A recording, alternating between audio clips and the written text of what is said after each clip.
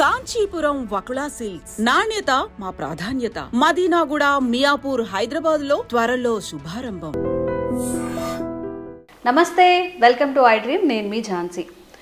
కొత్త బడ్జెట్ వచ్చేసింది, చాలా వరకు రిలాక్సేషన్ అయితే వచ్చేసింది అందరికీ. ఈ 12 lakhs వరకు ట్యాక్స్ ఏదైతే లేదో అందరూ ఖుషిగా ఫీల్ అవుతున్నారు. మరి ఆ ట్యాక్స్ అమౌంట్ని ఖర్చు పెట్టాలా, ఎందులో ఇన్వెస్ట్ చేయాలి, ఎలా మనం ఇన్వెస్ట్ చేసుకుంటే గుడ్ రిటర్న్స్ ఉంటాయి, ఈ విషయాలన్నీ డిస్కస్ చేద్దాం. ప్రస్తుతం అంతా ఉన్నారు యాంఫై రిజిస్టర్ ఇంకా mutual fund distributor Bonigala Solomon గారు. ఆయనతో మాట్లాడి ఎందులో మనం ఇన్వెస్ట్ చేస్తే గుడ్ రిటర్న్స్ పొందొచ్చు, ఈ విషయం గురించి పూర్తి డీటెయిల్స్ తెలుసుకుందాం. నమస్తే అండి. నమస్తే అమ్మా.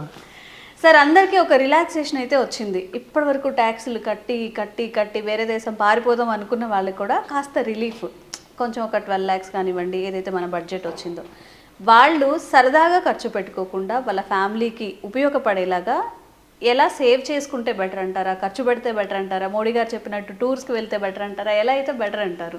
అమ్మ, మంచి క్వశ్చన్ అడిగావు. మొన్న బడ్జెట్లో వేతన జీవులకి పెద్ద ఊరట. ఎంప్లాయీస్కి 12,75,000 వరకు ట్యాక్స్ ఏం లేదు. అవును, 12,75,000 దాటితే మళ్ళీ స్లాబ్స్ వస్తాయి. ఇప్పుడు 12,75,000 వరకు నేనేమంటే పాత రెజ్యూమ్ ప్రకారం చూస్తే సుమారుగా 96,000-97,000 ట్యాక్స్ పడేది వాళ్ళకి. సో అంటే నెలకి 8,000, నెలకి 8,000 సేవ్ అవుతుందంటే వెరీ గుడ్ అమౌంట్. మనం ఏం చెప్తున్నామంటామా, వాళ్ళు ఇక్కడ వేతన జీవులకి రిలాక్సేషన్ ఇచ్చింది కూడా పేదవారు, మధ్యతరగతి వారు, లోయర్ మిడిల్ క్లాస్, అప్పుడు మిడిల్ క్లాస్ వాళ్ళు కూడా కన్జంప్షన్ మంచిగా ఖర్చు చేసుకోవాలి, బాగుండాలి, ఎకానమీ బాగుండాలని ఇచ్చారు. మనం ఏం చెప్తున్నామంటే 8,000ని ఎలాగో ఓల్డ్ రిజ్యూమ్లో అయితే 96,000 పడుతుంది, అంటే నెలకి 8,000 పడుతుంది. కాబట్టి 8,000 మీరు చక్కగా ఇన్వెస్ట్మెంట్ చేసుకోండి.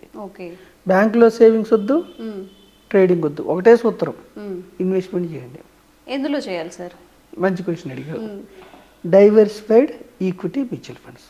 ఓకే, డైవర్సిఫైడ్ వివిధ రంగాలు, ఈక్విటీ, ఈక్వల్ ఆపర్చునిటీస్. ఈక్విటీ అంటే కంపెనీలో ఓనర్షిప్, ఈక్వల్ ఆపర్చునిటీస్ కంపెనీలో ownership. Mutual funds direct stocks కొంటే ఏంటంటే మంచిదే, స్టాక్స్ కొంటే నేను కాదంటలా.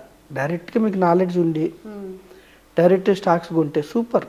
ఈక్విటీ మ్యూచువల్ ఫండ్స్ ద్వారా కొంటే కూడా మీరు స్టాక్స్ కొంటమే, అది కూడా ఏం లేదమ్మా. ఈక్విటీ మ్యూచువల్ ఫండ్కి డైరెక్ట్ స్టాక్స్ తేడా ఏమిటంటే, డైరెక్ట్ స్టాక్స్లో నేను కొనుక్కుంటా స్టాక్స్, షేర్లు కంపెనీలో ఓనర్షిప్ నేనే తీసుకుంటా. ఈక్విటీ మ్యూచువల్ ఫండ్స్ అంటే నా తరపున సెబీ మ్యూచువల్ ఫండ్ సంస్థలు నియమించి వాళ్ళు కొంటారు. నా కోసం మ్యూచువల్ ఫండ్ సంస్థలు షేర్లు కొంటాయి, అదొకటే తేడా. అయితే డైరెక్ట్ స్టాక్స్ కొంటే నేను ఎవరికి ఫీజు చెల్లించే పని లేదు. లాభం వచ్చినా నాకే వస్తుంది, నష్టం వచ్చినా నాకే. ఈక్విటీ మ్యూచువల్ ఫండ్స్ ద్వారా కొంటే కూడా లాభం వచ్చినా నాకే, నష్టం వచ్చినా నాకే.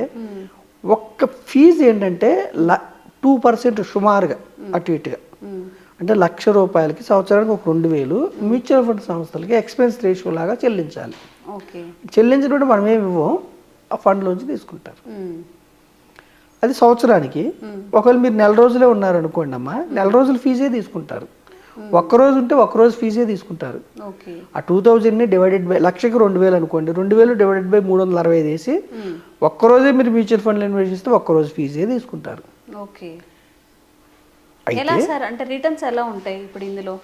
రిటర్న్స్ ఏంటంటే అమ్మా, రిటర్న్స్ నాట్ గ్యారంటీడ్. ఎప్పుడైనా చూడండి అమ్మా, కంపెనీలో ఓనర్కి రిటర్న్స్ గ్యారంటీ ఉండవు. మార్కెట్ని బట్టి ఓనర్ అంటే ఏంటి, లాభం వచ్చినా నాకే, నష్టం వచ్చినా నాకే. ఏ కంపెనీ కూడా పబ్లిక్ లిమిటెడ్ కంపెనీస్ అంటే లక్షల కోట్ల షేర్లతో ఆ కంపెనీ ఐపీఓకి వస్తుంది. ఏ కంపెనీ అయినా ఎవరి కోసం పనిచేస్తుంది, వాళ్ళు తయారు చేసిన వస్తువులు అమ్ముకోవడానికి, లేదంటే వాళ్ళ సర్వీసెస్ అమ్ముకోవడానికి, గ్రోత్ కోసం పనిచేస్తుంది. ఏ కంపెనీ అయినా పబ్లిక్ లిమిటెడ్కి వచ్చిందంటేనే సెబీ దగ్గర పర్మిషన్ తీసుకొని ఒక ముందు చూపుతో వస్తారు. అయినా కొన్ని కంపెనీస్ కనుమరుగైపోతాయి. అంటే వాళ్ళ వ్యూహం విఫలమయ్యో, వాళ్ళు తయారు చేసిన ప్రోడక్ట్స్ ఆకట్టుకోలేకో, ఓకేనమ్మా, కొన్ని తెరమగవుతాయి. కొన్ని చిన్న కంపెనీస్ టాప్ మోస్ట్ కంపెనీస్ అవుతాయి. ఇప్పుడు ఇన్ఫోసిస్ ఉంది, నారాయణమూర్తి గారు చిన్న కంపెనీ, ఒకప్పుడు దుర్భేద్యమైన కంపెనీ, ప్రపంచంలోనే ఐటీలో టాప్ మోస్ట్. రతన్ టాటా గారు టీసీఎస్ కానీ, టాటా మోటార్స్ కానీ, అట్లా కొన్ని చిన్న కంపెనీస్ పెద్ద పెద్ద కంపెనీస్ అయ్యి కోట్లు గురిపించిన స్టాక్స్ ఉన్నాయి.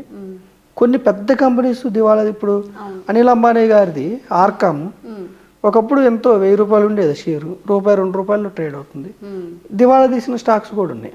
అందుకని మనం ఏం చెప్తున్నాం, అసలే మనం ఎడ్యుకేట్ చేసేది ఎవరినంటే మధ్యతరగతి వారిని, పేదల గురించి. కాబట్టి మన ఎపిసోడ్స్ అన్నీ అసలే వాళ్ళు మధ్యతరగతిలో ఉండి నెలకు ఒక 30,000 50,000 సంపాదించుకునే వాళ్ళని డైరెక్ట్ స్టాక్స్లోకి తీసుకొచ్చి, మనం ఏదో మాటలు చెప్పి డైరెక్ట్ స్టాక్స్లోకి తీసుకొస్తే వాళ్ళు డైరెక్ట్ స్టాక్స్ కొన్నాక వాళ్ళు కొన్న స్టాక్స్ పడిపోయినాయి అనుకో, వాళ్ళ డబ్బులు పోయినాయి అనుకో, మన వల్ల పోయినట్టు అవుద్ది కదా. అందుకని మనం ఏం చెప్తున్నాము, మీరు డైరెక్ట్ స్టాక్స్ కొనుక్కోకుండా ఈక్విటీ మ్యూచువల్ ఫండ్స్ ఎన్నుకోండి. డైవర్సిఫైడ్ ఈక్విటీ మ్యూచువల్ ఫండ్స్ ఎన్నుకుంటే ఏ కంపెనీ దివాళా తీసే పొజిషన్లో ఉంది, ఏ కంపెనీ గ్రోత్ ఉంది, ఓకేనమ్మా, అవి వాళ్ళు చూస్తారు. ఇక్కడ కూడా ఈక్విటీ మ్యూచువల్ ఫండ్లో డబ్బు పోదంటే ఇక్కడ కూడా పోతుంది, రిస్క్ ఉంటుంది. పోతుందంటే రిస్క్ ఉంటుంది. ఎప్పుడు ఒక 2 ఏళ్ళు, ఒక 3 ఏళ్ళు, ఒక 5 ఏళ్ళ వరకు కూడా రిస్క్ ఉంటుంది ఈక్విటీ మ్యూచువల్. 5 ఏళ్ళ తర్వాత ఏ డైవర్సిఫైడ్ ఈక్విటీ మ్యూచువల్ ఫండ్లో అయినా మీకు మంచి రిటర్న్స్ వస్తాయి. ఎప్పుడు లాంగ్ టర్మ్లో.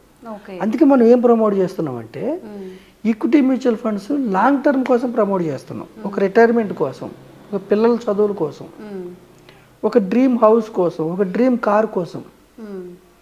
అప్పుడు మీకు జనరల్ ఈక్విటీస్లో రిటర్న్స్ ఎట్లా వస్తున్నాయి అంటే సెన్సెక్స్లో 12 to 15% వస్తున్నాయి. ఎట్లా అంటే జీడిపి ప్లస్ ఇన్ఫ్లేషన్. జీడిపి అంటే గ్రాస్ డొమెస్టిక్ ప్రోడక్ట్, అంటే మన దేశంలో ఉన్న అన్ని ఫైనల్ వస్తువుల యొక్క విలువ, సర్వీసెస్ యొక్క విలువ, exports minus imports, exports add చేసి ఇంపోర్ట్, ఇట్లా చూస్తే GDP gross domestic plus inflation అంటే ద్రవ్యోల్బణం, ప్రతి సంవత్సరం ధరల పెరుగుదల వివిధ కారణాల వల్ల.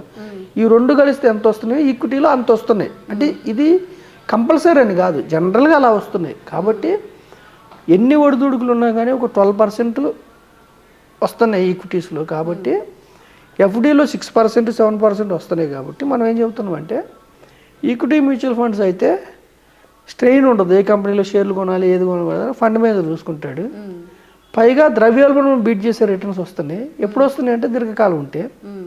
కాబట్టి నేను ఏం చెప్తున్నానంటే నిర్మలా సీతారామన్ గారు ఇచ్చిన అవకాశాన్ని, ఏది 96,000 మీకు ట్యాక్స్ సేవ్ అయిందని, నెలకి 8,000ని ఈక్విటీ మ్యూచువల్ ఫండ్స్లో దీర్ఘకాలం కోసం, అంటే ఒక 10 ఏళ్ళు, 15 ఏళ్ళు, 20 ఏళ్ళు, 25 ఏళ్ళు పెట్టుకుంటే ఈక్విటీస్లో ఉన్న పెద్ద అడ్వాంటేజ్ ఏంటంటే పవర్ ఆఫ్ కాంపౌండింగ్, చక్రవడ్డీ, రిటర్న్స్ ఆన్ రిటర్న్స్.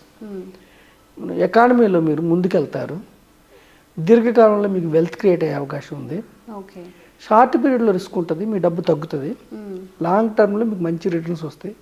సో మనం ఏం చెప్తున్నామంటే గవర్నమెంట్ ఇచ్చిన అవకాశాన్ని, ట్యాక్స్ సేవింగ్ అవకాశాన్ని ఇన్వెస్ట్మెంట్ వైపు మీరు మళ్ళించి, డైవర్సిఫైడ్ ఈక్విటీ మ్యూచువల్ ఫండ్స్ మీరు మళ్ళించి, ఇండైరెక్ట్ స్టాక్స్ ఇవి కూడా ఒక 50 కంపెనీలు మీరు ఓనర్షిప్ తీసుకొని, ఓనర్షిప్ తీసుకోవటం వల్ల మీకు పర్పెచువల్ ఎప్పటికీ మీకు డబ్బును సమకూర్చి పెట్టేలాగా, ఓకేనమ్మా, మీకు మంచి ఇన్కమ్ జనరేట్ అవుతుంది. అందుకని మనం ఏం చెప్తామంటే ఈ యొక్క ట్యాక్స్ మనకి ఇచ్చిన గవర్నమెంట్ ఇచ్చిన ట్యాక్స్ సేవ్ని మీరు జాగ్రత్తగా ఇన్వెస్ట్ చేసుకొని మంచిగా ధనవంతులు అవడానికి, మీ యొక్క లివింగ్ స్టేటస్ మారటానికి, మీ యొక్క గోల్స్ నెరవేరటానికి మీరు ఉపయోగించుకోమని మన ఎపిసోడ్ ద్వారా నేను తెలియజేస్తున్నాను. ఓకే, నిజంగా చాలా మంచి అవకాశం. అలాగే ఈ మీరు చెప్పినట్టు 96,000 దాదాపుగా రౌండ్ ఫిగర్ ఒక 1 lakh, మనం ఒక 1 yearకి 1 lakh కనుక ఇన్వెస్ట్ చేయగలిగితే నిజంగా రిటర్న్స్ బాగుంటే ఇంకా హ్యాపీ లైఫ్ లీడ్ చేయొచ్చు. Thank you sir, thank you so much. Thank you అమ్మా.